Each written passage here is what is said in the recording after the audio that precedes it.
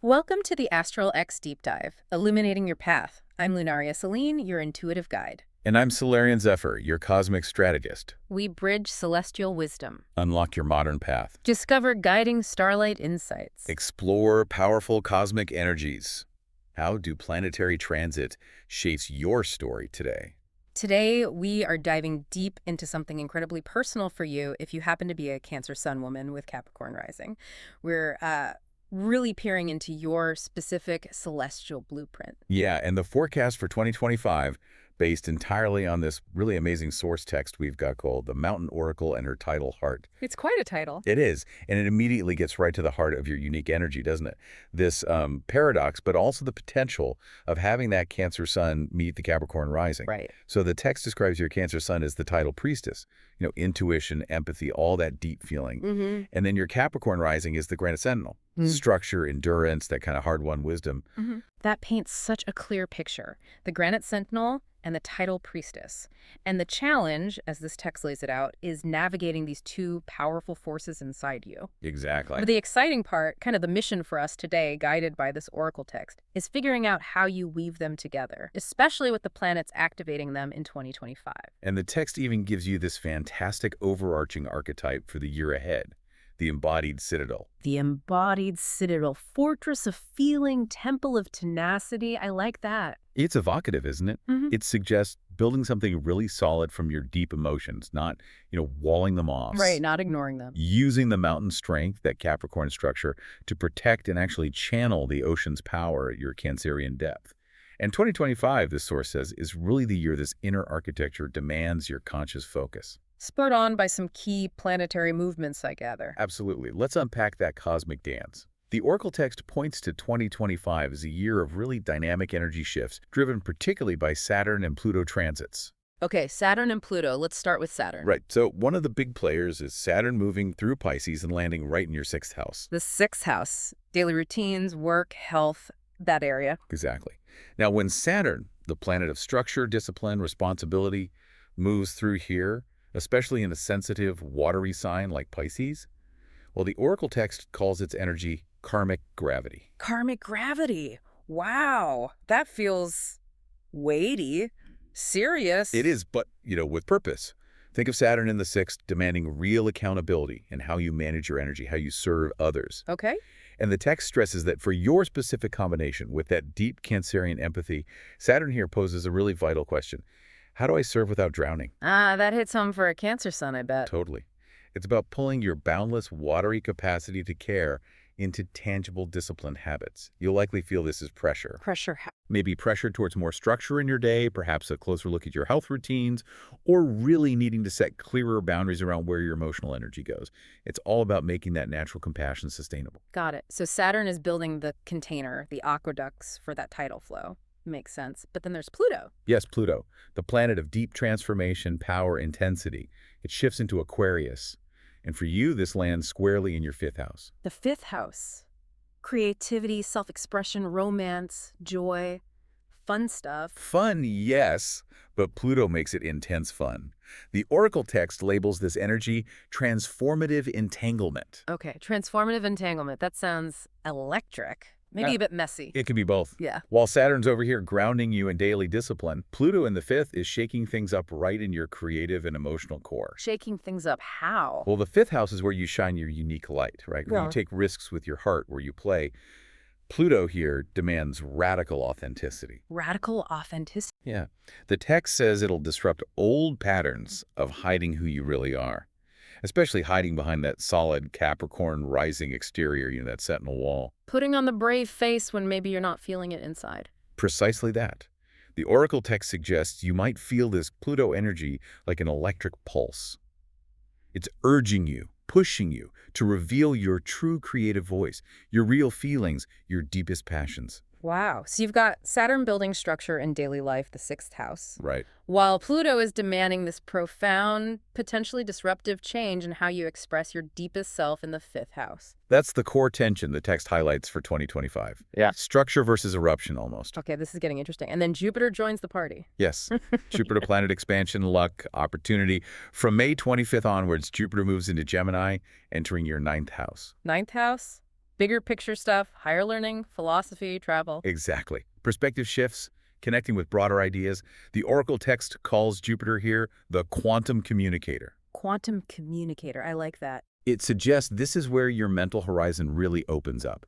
Jupiter in Gemini in the ninth expands your world through communication, learning, sharing ideas. So connecting with people. Connecting with people, absolutely, but also philosophies, knowledge, things that resonate deeply with your, well, your oracle nature, as the text puts it. You might feel your mind just buzzing. Like a sudden intellectual curiosity. Yes, and a strong pull to connect these new insights back to that deep Cancerian well of feeling you have. It's about broadening your view and finding connections that really fuel your path. Okay, so structuring emotional energy with Saturn, radically transforming self-expression with Pluto, and expanding the mind through connection with Jupiter. It sounds like a huge year for integration. It really is demanding that integration. And there's another key player, Mars. The planet of action, drive, assertion. It spends a significant chunk of time in Cancer, your sun sign. Where does that? July 20th to September 4th. Mars in Cancer. Okay, so the warrior energy lands right in your emotional home base. That's exactly how the source describes it. It's felt almost physically, like a protective heat in your womb space, in your chest. Protective heat, so not necessarily aggression. No, not outward aggression. It's more like a fierce, instinctual energy focused on nurturing and protecting what's vulnerable, what you love. This transit is crucial for setting boundaries in 2025. Ah, boundaries. Very Cancer Capricorn theme. Totally. The Oracle even mentions activating your Cancer clause, using that Mars drive to assert yourself, protect your sensitive tidal heart from being drained or, stepped on. Using drive for protection, not attack. I get it. And lastly, there was the North Node. Right, the North Node. It points towards your soul's growth, your evolutionary direction. It stays in Aries throughout this period, landing in your 7th house. Partnerships, one-on-one relationships. Exactly. Intimate, professional, all those key relationships. The North Node in Aries here is pushing you towards more courageous engagement in these connections. Courageous engagement. What does that feel like? The text describes it almost physically, like a tingling in the arms and shoulders. This impulse to reach out independently, to state your needs and desires directly within your partnerships. Instead of Maybe the Capricorn tendency towards aloofness or control, or the Cancerian fear of rocking the boat. It's about finding that balance with brave, authentic self-assertion. Okay. And the Oracle text specifically says to notice any defensive postures, the sentinel instinctively stepping forward, and to consciously work on opening your heart instead. Wow, that's a lot of powerful energy swirling around. How does this actually translate into, felt experience?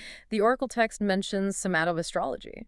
Yes, and this is where it gets really grounded, connecting these big cosmic forces to the wisdom your body holds, moving it from the head into your cells. How so? Where might you feel Saturn, for instance? The text suggests you'll likely feel Saturn in Pisces in the 6th, most strongly in your feet and ankles, your foundation, your grounding. So when the pressure of service or routines feels overwhelming, or you find yourself grasping for control, a very Capricorn tendency, the source suggests literally standing barefoot on the earth.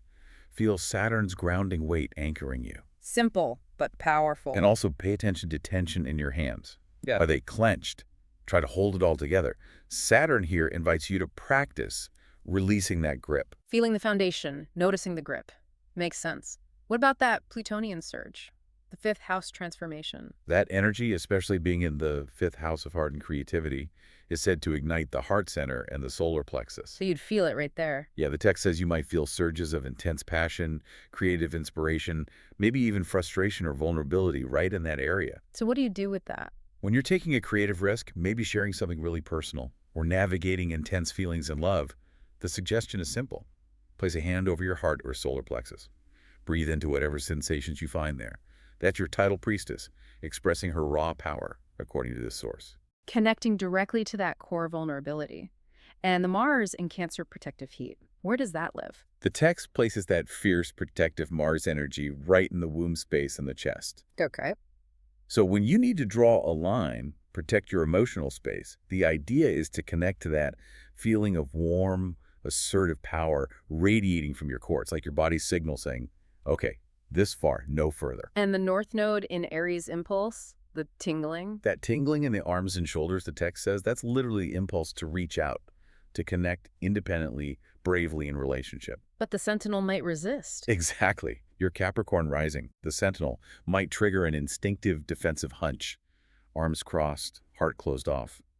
The somatic practice here is to notice that posture and consciously choose to open your chest, drop your shoulders, embody the brave reach the North Node is calling for, feeling the energy in your body. That's really helpful, seeing how these energies show up. The oracle text also brings in some history, right? Examples of women with this signature? Yes, the historical synchronicity section. Mm-hmm. It offers examples of women who really embodied this Cancer Sun Capricorn rising combination and navigated these exact dynamics. It makes it feel more relatable. Who does it mention? Well, what stands out is how they found ways, often difficult ways, to integrate these seemingly opposite forces. Think of Indira Gandhi, the Iron Lady. Right, very Capricorn public image. Absolutely. That Capricorn rising projected formidable resolve necessary for leadership. But her Cancer Sun fueled her deep, incredibly complex connection to Mother India, that profound emotional tie. Her life really shows the intense challenge and the power of balancing that public structure with deep, private feelings. A sentinel leading with a priestess's heart. Makes sense. Who else? Frida Kahlo. Frida, such a powerful example of transforming that deep, tidal, Cancerian pain and vulnerability into structured, enduring art. Through her painting. Yes. And the text notes how her spine, often linked symbolically to Capricorn structure, was both the literal axis of her physical suffering and the metaphorical axis of her incredible strength. Her legacy is a testament to how profound feeling can be given form and permanence through that sentinel discipline. Turning agony into tangible beauty. Wow. And Princess Diana, she fits this too. The people's princess. Yeah. Her Capricorn rising provided that initial regal poise, maybe even a strategic understanding of her public role, navigating the media. Okay. But her Cancer Sun just poured out that incredible public empathy and vulnerability, which, endeared her to millions, but also created immense conflict with the structure she was part of. The royal family structure. Exactly. The text highlights her struggle to reconcile duty and expectation, those Saturnian themes, with the desperate need to protect her sensitive, tidal heart. It's a really poignant echo of the boundary work that Mars in Cancer is asking you to do in 2025. These stories really bring it to life. The text mentions others too, right? Like literary or cultural figures. Yeah, briefly touches on figures like Marmee March, from Little Women nurturing core plus structural strength. Eleanor Dashwood from Sense and Sensibility, using Capricorn restraint to shield a deeply feeling Cancerian heart. Interesting. And musicians like Joni Mitchell or Tracy Chapman, who blend that tidal emotion with such grounded clarity.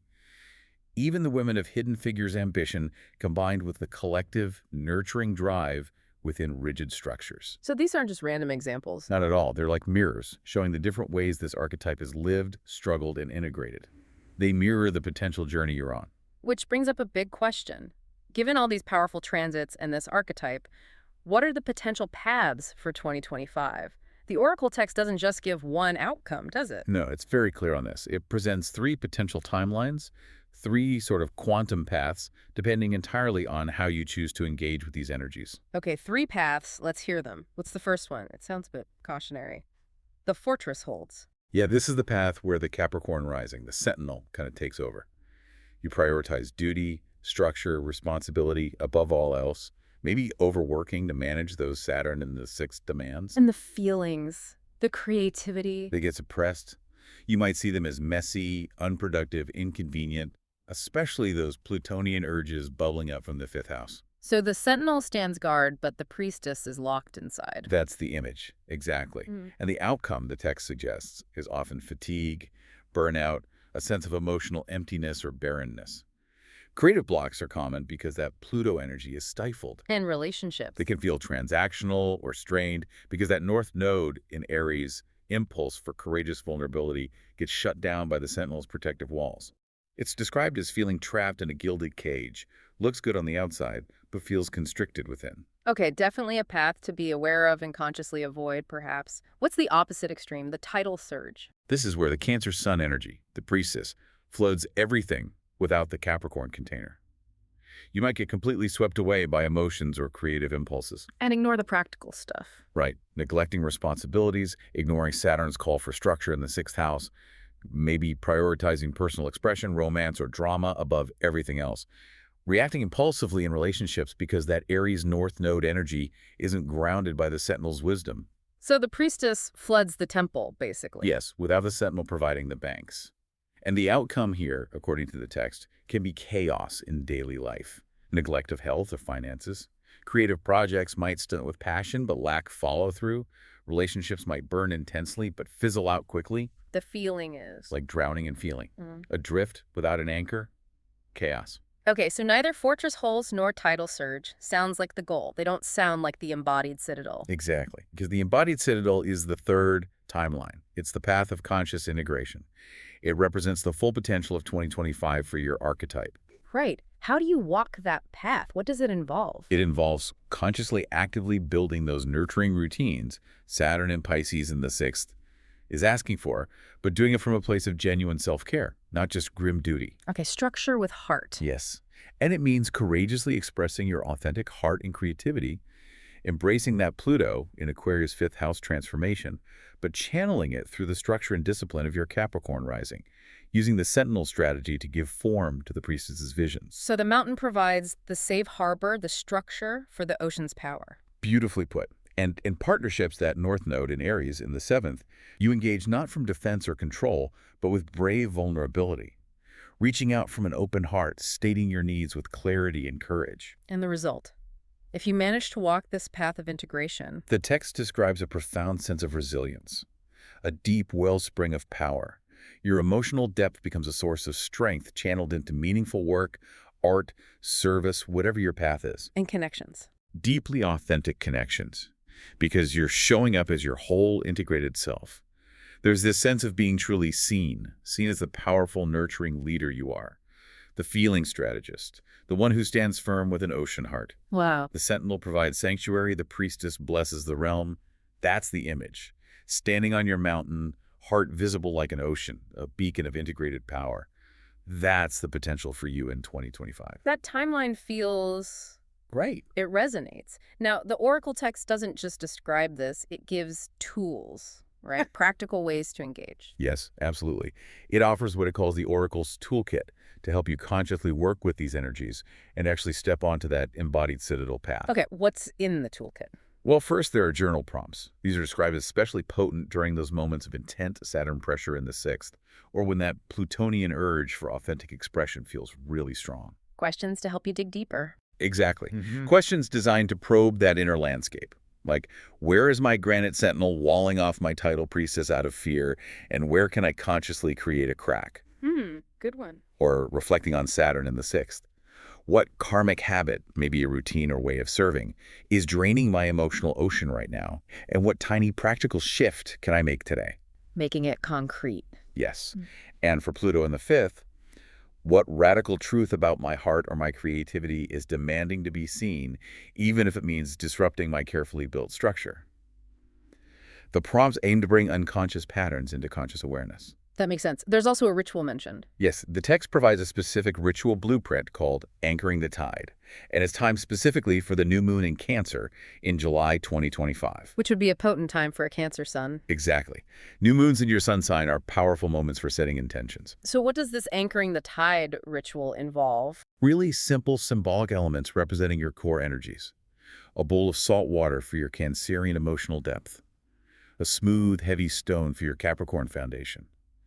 A seashell and something to write your intention on. Okay. You hold the stone, feeling its weight, its endurance, maybe affirming, I am rooted, I am strong.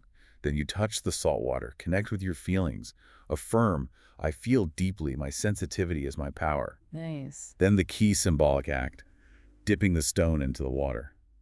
Visualizing your strength being infused with fluidity, your structure holding your feeling. You write an intention that merges your earthy ambition with your heartfelt desires. Place it in the seashell and keep it somewhere visible as a reminder. It's a conscious act of bringing mountain and sea together. I love that. It's designed to be exactly that. And there's a daily practice, too. Something for embodiment. Yes, the Breathing the Citadel embodiment exercise. This is meant to be a simple, maybe just a few minutes daily practice to help you physically feel the sentinel and priestess harmonizing within you. How does that work? You stand tall, feet planted firmly, really embodying that grounded Capricorn energy. Place one hand over your heart, the other on your lower belly, connecting to your Cancerian emotional core, that nurturing center. Okay. Hands on heart and belly. Then you breathe in deeply, imagining you're drawing in crisp mountain air. Feel it solidifying your spine, creating strength and structure inside. Hold for just a moment, sensing that inner architecture. Right. Then exhale slowly, maybe with a soft sigh, imagining a warm ocean wave flowing out from your heart and belly. Feel it softening any tension, bringing fluidity, release. You just repeat that a few times, consciously sensing the mountain and the ocean coexisting, harmonizing right there inside you. Feeling the citadel within. That's powerful. It's about making it real, tangible. So as we wrap up this deep dive, As our cosmic journey concludes. it feels like the message for you, our Cancer Sun Capricorn Rising listener, for 2025 is truly about sacred architecture. The Oracle's closing whisper, as the text calls it, reminds you. You're not asked to choose. Not mountain or sea. No, your power lies in being the coastline, that dynamic place where deep feeling meets enduring form. Use that Saturn and Pisces transit to build strong, sustainable aqueducts for your compassion. Direct its flow wisely for impact so it doesn't overwhelm you or run dry. And let Pluto in Aquarius blast open those hidden creative chambers within your heart fortress. Don't be afraid to reveal the authentic treasures you've stored inside. And with Jupiter and Gemini opening your mind from May onwards, share the integrated wisdom you're forging.